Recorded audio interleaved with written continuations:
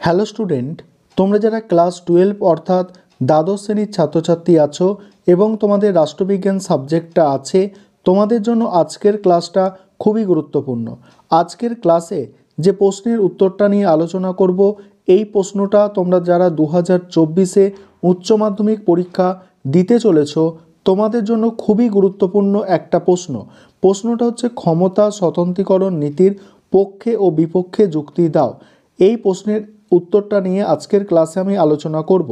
প্রশ্নটা ঘুরিয়ে এইভাবেও আসতে পারে, ক্ষমতা স্বতন্ত্রীকরণ নীতি ব্যাখ্যা করো। এইভাবেও আসতে পারে, পূর্ণ ক্ষমতা স্বতন্ত্রীকরণ সম্ভব নয়, কাম্যও নয়, উদাহরণ সহকারে উত্তরটি আলোচনা করো। অ্যান্সারটা তোমরা বুঝে নাও, খুব সহজ ভাষায় লেখা হয়েছে যাতে তোমরা মনে রাখতে পারো এবং যথেষ্ট কোয়ালিটি মেনটেন করা হয়েছে যাতে তোমরা পরীক্ষায় ভালো নম্বর পেতে পারো। দেখো, আধুনিক রাষ্ট্রে সরকারের কাজকর্ম পরিচালনার জন্য তিনটে বিভাগ আছে: আইন বিভাগ, শাসন বিভাগ ও বিচার বিভাগ। আইন বিভাগের কাজ হলো আইন তৈরি করা, শাসন বিভাগের কাজ ওই আইন প্রয়োগ করা, আর বিচার বিভাগের কাজ ওই আইন অনুসারে বিচার কাজ সম্পন্ন করা।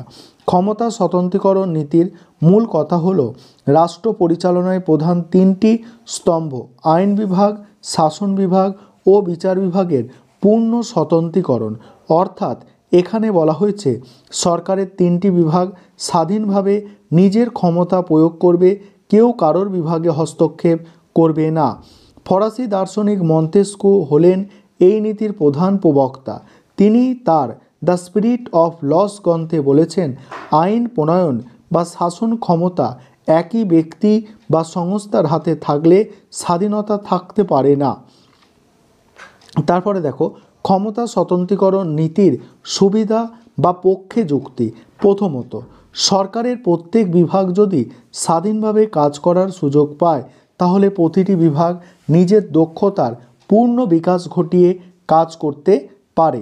দ্বিতীয়ত দেখো, এই নীতি কার্যকর হলে ব্যক্তি স্বাধীনতা রক্ষা পাবে, কারণ ম্যাডিসন বলেছেন একই হাতে সব ক্ষমতা কেন্দ্রীভূত করাকে স্বেচ্ছাচারিতার সংজ্ঞা বলা যায়।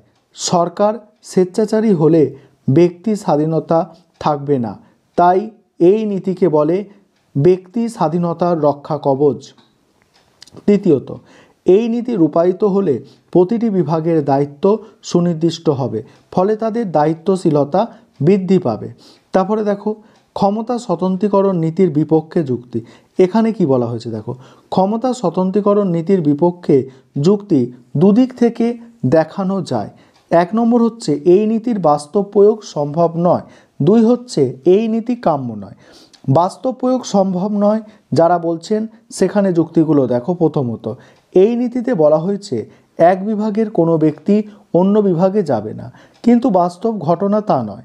ভারত, ব্রিটেন প্রভৃতি দেশে আইনসভার সদস্যরা শাসন বিভাগে যান, আবার মন্ত্রীরা আইন বিভাগের সদস্য হিসাবে আইনসভায় গিয়ে বিতর্কে অংশ নেন।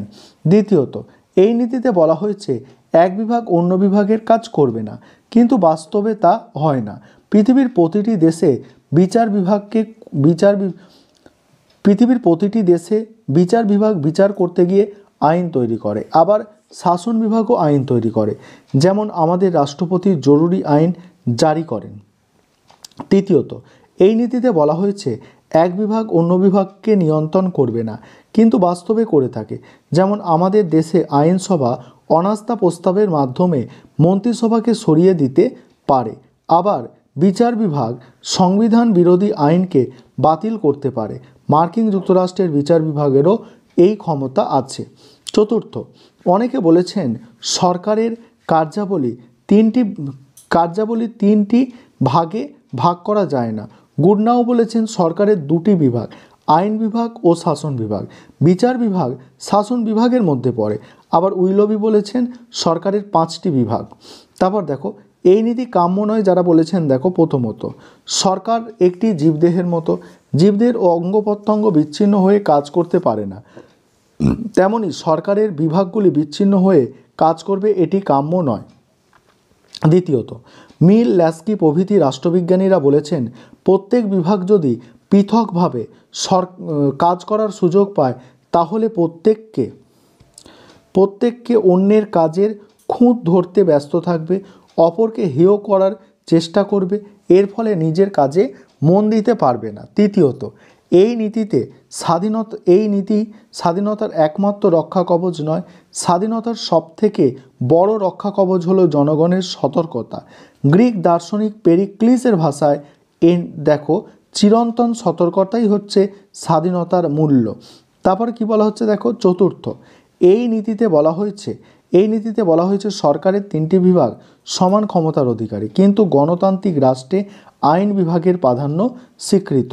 পঞ্চমত দেখো, স্বৈরাচারী সরকারের হাত থেকে জনগণের স্বাধীনতা ও অধিকার রক্ষা করতে অষ্টাদশ শতাব্দীর শেষে এই মতবাদের বিশেষ গুরুত্ব ছিল। বর্তমানে গণতন্ত্রে এটি কাম্য নয়, কারণ এখানে শাসন বিভাগের সঙ্গে আইন বিভাগের সুসম্পর্ক গড়ে তোলার ওপরে জোর দেওয়া হয়। অধ্যাপক গার্নার বলেছেন, দুটি বিভাগের মধ্যে সুসম্পর্ক না থাকলে সুশাসন গড়ে তোলা সম্ভব নয়। এই অবস্থায় স্বতন্ত্রীকরণ নীতি প্রয়োগ কাম্য নয়। মূল্যায়ন দেখো, সুতরাং দেখা যাচ্ছে বর্তমানে এই নীতির প্রয়োগ সম্ভব নয়, কাম্যও নয়। একমাত্র মার্কিন যুক্তরাষ্ট্রে এই নীতি স্বীকৃত হলেও কার্যত সেখানে একটি বিভাগ অন্য বিভাগকে নিয়ন্ত্রণ করতে পারে, যেমন রাষ্ট্রপতি চাকরি দিয়ে বা বাণী পাঠিয়ে আইনসভাকে নিয়ন্ত্রণ করেন। অন্যদিকে রাষ্ট্রপতি আইনসভার সম্মতি না নিয়ে অন্য রাষ্ট্রের সঙ্গে সন্ধি বা চুক্তিকে কার্যকর করতে পারেন।